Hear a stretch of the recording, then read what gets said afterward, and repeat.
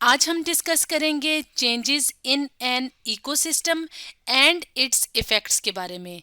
यानी इकोसिस्टम में कौन कौन सी तब्दीलियां आती हैं और उन तब्दीलियों की वजह से उस इकोसिस्टम पे क्या असर पड़ता है, इसके बारे में हम आज की वीडियो में जानने की कोशिश करेंगे। सबसे पहले हम ये देख लेते हैं कि इकोसिस्टम किसे कहा जाता है। तो कोई भी जो एरिया होता है वहाँ पे जो लिविंग ऑर्गेनिजम्स रहते हैं, जैसे एनिमल्स होते हैं, प्लांट्स होते हैं, या जैसे जो है वो ह्यूमन बीइंग्स होते हैं, तो वो डिपेंड करते हैं अपने इर्द गिर्द के इन्वायरमेंट पे। और इन्वायरमेंट में जो है वो नॉन लिविंग थिंग्स भी शामिल होती हैं, जैसे वाटर है, जैसे एयर है, जैसे सॉइल है। तो ये जो एक सिस्टम बन जाता है उस खास एरिया में लिविंग ऑर्गेनिजम्स का और नॉन लिविंग थिंग्स का। तो इस पूरे सिस्टम को क्या कहते हैं? इस पूरे सिस्टम को कहते हैं इकोसिस्टम। जैसे यहाँ पे आप अपने सामने फॉरेस्ट का इकोसिस्टम देख रहे हैं। तो इकोसिस्टम में जो है वो मुख्तलिफ तरह के चेंजेस आ सकते हैं, और आज की वीडियो में हम वो कुछ चेंजेस देखेंगे जो इकोसिस्टम में आते हैं, और उन चेंजेस का, उन तब्दीलियों का उस इकोसिस्टम पे क्या इफ़ेक्ट होता है, यानी उसमें जो रहने वाले ऑर्गेनिजम्स होते हैं उन पे क्या असर होता है। तो इसके बारे में भी हम डिस्कस करेंगे। तो वो कौन कौन से चेंजेस हो सकते हैं, तो उनमें से कुछ चेंजेस यहाँ पे हम देख लेते हैं। सबसे पहला जो चेंज आ सकता है इकोसिस्टम में वो है change in water supply, introduction of new population, hunting और माइग्रेशन। तो इन सारे पॉइंट्स को हम वन बाय वन करके डिस्कस कर लेते हैं। सबसे पहले हम बात करते हैं चेंजेस इन वाटर सप्लाई की। यानी कोई भी जो इकोसिस्टम है, तो वहाँ पे के लिए जो वाटर है वो बहुत ज़रूरी होता है, क्योंकि हम जानते हैं कि वाटर जो है वो लाइफ के लिए, तमाम लिविंग ऑर्गेनिजम्स, चाहे वो प्लांट्स हों, एनिमल्स हों, ह्यूमन बींग्स हों, उनकी लाइफ के लिए वाटर बहुत इम्पॉर्टेंट है। अब अगर किसी जगह पे जो है वो, मतलब किसी भी इकोसिस्टम में अगर फ्लड आ जाता है, यानी सैलाब आ जाता है, या जो है वो ड्राउट आ जाता है, तो फ्लड यानी बहुत ज़्यादा पानी ही पानी हर जगह हो जाना, तो उससे भी वहाँ पे जो रहने वाले जो ऑर्गेनिजम्स होते हैं तो उनकी लाइफ मुश्किल हो जाती है। यानी क्योंकि वाटर की जो लेवल होता है नॉर्मल, उसमें तब्दीली आ गई है। तो अब इसका मतलब क्या है कि उस इकोसिस्टम में चेंज आया है। इसी तरह से अगर बहुत लंबे अरसे तक किसी जगह पे बारिश ना हो, तो वहाँ पे क्या हो जाएगा, पानी बहुत कम रह जाएगा या ख़त्म हो जाएगा, यानी कहत पड़ जाएगा। तो इस वजह से भी किसी भी इकोसिस्टम की जो वाटर सप्लाई है वो डिस्टर्ब होती है, यानी उस इकोसिस्टम में जो है वो चेंज आता है। तो चाहे फ्लड आए, चाहे ड्राउट्स आए, तो वो दोनों क्या हैं, वो नुकसानदेह हैं उस इकोसिस्टम में रहने वाले लिविंग ऑर्गेनिजम्स के लिए। इस तरह से वाटर सप्लाई में जो चेंज है, तो उस वजह से भी इकोसिस्टम में तब्दीली आती है। अब हम डिस्कस करेंगे एक और चेंज का, जिसकी वजह से इकोसिस्टम में जो है वो चेंज आ सकता है। तो वो क्या है? Introduction of new population. यानी कोई भी जो इकोसिस्टम है उसमें कोई नए ऑर्गेनिजम्स आ जाएं या नए ऑर्गेनिजम्स की पॉपुलेशन आ जाए, तो क्या हो जाएगा, वो इकोसिस्टम डिस्टर्ब हो जाएगा। यानी किसी इकोसिस्टम में जब कोई नई जो है वो स्पीशीज आ जाती हैं, तो फॉर एग्जांपल यहाँ पे आप अपने सामने इस तस्वीर में देख रहे हैं कि यहाँ पे एक इकोसिस्टम दिखाया हुआ है जहाँ पे जो है वो डियर की पॉपुलेशन रह रही है। अब किसी और इकोसिस्टम से जो है वो कुछ और डियर, यानी नई जो टाइप्स हैं डियर के, वो जो है उनकी पॉपुलेशन इस इकोसिस्टम में आ गई है। तो अब जो ये जो नई स्पीशीज आई हैं किसी भी इकोसिस्टम में, ये क्या करेंगी, ये वहाँ पे रहने की कोशिश करेंगी, ताकि सॉरी ये क्या करेंगी, ये वहाँ पे रहने की कोशिश करेंगी। तो दो बातें हो सकती हैं, या तो ये वाली जो नई स्पीशीज आई हैं किसी भी पॉपुलेशन की, पॉपुलेशन कहते हैं एक जैसी जो स्पीशीज होती हैं, तो वो मिल के एक पॉपुलेशन बनाती हैं। तो कोई नई स्पीशीज किसी जगह पे गई हैं, तो वो अगर वहाँ पे जो है वो रहने में कामयाब हो जाती हैं, तो वो वहाँ पे सरवाइव कर जाएंगी, या वो फेल हो जाएंगी, या यानी वहाँ पे नहीं रह सकेंगी, तो वो किसी और इकोसिस्टम में मूव कर जाएंगी। नई स्पीशीज या अपने पुराने वाले इकोसिस्टम में मूव कर जाएंगी।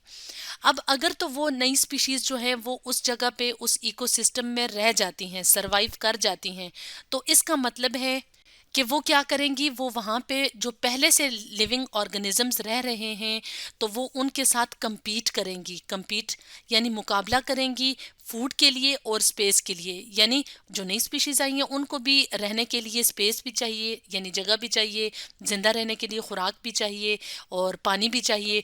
तो वो क्या करेंगी कि वो पहले से रहने वाली स्पीशीज के साथ मुकाबला करेंगी फूड के लिए और स्पेस के लिए। तो इस बात का क्या मतलब है कि न्यू स्पीशीज की वजह से या न्यू पॉपुलेशन किसी इकोसिस्टम में जब जाता है तो उस वजह से इकोसिस्टम में तब्दीली आती है। तो इस तरह से ये एक और चेंज है जो हमने देखा कि किसी इकोसिस्टम में आ सकता है, और वहाँ पे जो पहले लिविंग ऑर्गेनिजम्स होते हैं तो उन पे उसका क्या इफेक्ट होता है। तो जाहिर सी बात है कि वो जो पहले से लिविंग ऑर्गेनिजम्स होते हैं उनके लिए स्पेस भी कम पड़ जाएगी, फूड भी कम हो जाएगा, वाटर की सप्लाई भी कम हो जाएगी। तो इस तरह से क्या होता है, इकोसिस्टम डिस्टर्ब हो जाता है। तो अब हम एक और चेंज की बात करेंगे जो कि आता है किसी भी इकोसिस्टम में, और वो चेंज क्या है, वो है हंटिंग। तो हंटिंग किसे कहते हैं? हंटिंग कहते हैं शिकार करने को। यानी जब लोग जो हैं वो वाइल्ड एनिमल्स को, यानी जंगल में रहने वाले जानवरों का पीछा करते हैं, उनको किल करते हैं, तो उसको हम हंटिंग कहते हैं। या जो दूसरे एनिमल्स होते हैं वो दूसरे एनिमल्स या बर्ड्स का शिकार करते हैं, उनका पीछा करते हैं, तो उसको भी हंटिंग कहा जाता है। तो हंटिंग का जो प्रोसेस होता है तो उससे भी क्या हो जाता है कि अगर जो है वो एक शिकारी जो है वो किसी भी इकोसिस्टम से कुछ एनिमल्स का शिकार कर रहा है, उनको हंट कर रहा है, तो इसका मतलब है कि वहाँ से वो जो एनिमल्स हैं तो उनका नंबर कम हो रहा है। तो कम हो रहा है इसका मतलब है कि उस इकोसिस्टम का जो नेचुरल बैलेंस है वो क्या हो रहा है, वो डिस्टर्ब हो रहा है। और अगर हंटिंग का प्रोसेस जो है वो कंटिन्यू रहे और कोई भी जो है एनिमल या बर्ड जो है उनको मुसलसल जो है वो किल किया जाए, तो इससे क्या हो सकता है, इससे वो जो एनिमल है या बर्ड की जो स्पीशी है तो वो क्या हो सकती है, वो एक्सटिंक्ट हो सकती है, यानी खत्म हो सकती है। एक्सटिंक्ट का क्या मतलब होता है कि कोई चीज जो है वो अब जिंदा नहीं है।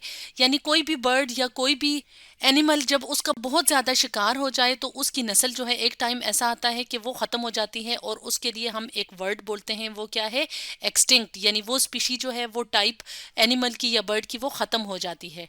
तो इस तरह से हंटिंग भी क्या, हंटिंग का जो प्रोसेस होता है उसकी वजह से इकोसिस्टम में चेंज आता है और इकोसिस्टम डिस्टर्ब हो जाता है। इसी तरह से अगर हम बात करें माइग्रेशन की, तो माइग्रेशन यानी हिजरत का जो प्रोसेस होता है उस वजह से भी इकोसिस्टम का जो बैलेंस है वो डिस्टर्ब होता है और इकोसिस्टम में चेंज आता है। माइग्रेशन किसे कहते हैं कि जब जो लिविंग ऑर्गेनिजम्स होते हैं वो एक जगह से दूसरी जगह मूव करते हैं तो उसको माइग्रेशन का प्रोसेस कहा जाता है। तो अगर हम यहाँ पे देखें तो माइग्रेशन जो है वो जो इस पिक्चर की मदद से शो की हुई है उसमें सीजनल मूवमेंट हो रही है। सीजनल मूवमेंट का मतलब है कि अगर एक इकोसिस्टम में ऐसा मौसम है कि वहाँ पे जानवरों का रहना मुश्किल हो रहा है तो वो क्या करेंगे, वो उस सीजन में जो है वो अपने हैबिटेट से, हैबिटेट कहते हैं रहने की जगह को, यानी अपना जो उनका इकोसिस्टम है जहाँ पे वो रह रहे होते हैं वहाँ से वो मूव करते हैं किसी दूसरे इकोसिस्टम में। अब ये जो माइग्रेशन का प्रोसेस होता है उससे भी इकोसिस्टम में चेंज आता है, इकोसिस्टम का जो बैलेंस होता है वो ख़राब हो जाता है। अब फॉर एग्जांपल यहाँ पे इकोसिस्टम है, यहाँ पे ये जानवर जो हैं वो रह रहे थे, ठीक है। अब जब ये यहाँ से मूव करेंगे तो जाहिर सी बात है कि इनका नंबर वहाँ पे क्या हो जाएगा, बहुत कम हो जाएगा, या इकोसिस्टम में उनका नंबर, यहाँ पे जो एक इकोसिस्टम जहाँ पे वो रह रहे थे वो ख़त्म हो सकता है। और जब ये दूसरे इकोसिस्टम में मूव करते हैं तो उस जगह इनका, इन एनिमल्स का नंबर क्या हो जाएगा, ज़्यादा हो जाएगा। तो इस तरह से इकोसिस्टम में क्या आई है, एक तब्दीली आई है। अब माइग्रेशन की वजह से जो ऑर्गेनिजम्स जो हैं वो दूसरे नए इकोसिस्टम में जाते हैं, तो उस इकोसिस्टम में जो पहले से रहने वाले ऑर्गेनिजम्स होते हैं या पहले से जो पॉपुलेशंस रह रही होती हैं, अब उनके लिए क्या हो जाते हैं, प्रॉब्लम्स हो जाते हैं। और क्यों प्रॉब्लम्स होते हैं, क्योंकि अब वो क्या करेंगे, अब उनके लिए फूड और स्पेस कम पड़ जाएगी, क्योंकि नए आने वाले जो ऑर्गेनिजम्स हैं, जैसे यहाँ पे एनिमल्स मूव कर रहे हैं किसी नए इकोसिस्टम में, तो ये फूड के लिए और स्पेस के लिए पहले से रहने वाले जानवरों के साथ compete करेंगे या ऑर्गेनिजम्स के साथ compete करेंगे। तो इसकी वजह से, यानी माइग्रेशन का जो प्रोसेस होता है उस वजह से इकोसिस्टम में तब्दीली आती है। तो इस तरह से आज हमने कुछ चेंजेस देखे जो कि आते हैं किसी भी इकोसिस्टम में, और उसको के इफ़ेक्ट्स को भी देखा कि वहाँ पे जो पहले से रहने वाले ऑर्गेनिजम्स होते हैं उन पे उसका क्या इफ़ेक्ट होता है। तो स्टूडेंट्स, आज हमने डिस्कस किया changes in an ecosystem and it's effects के बारे में।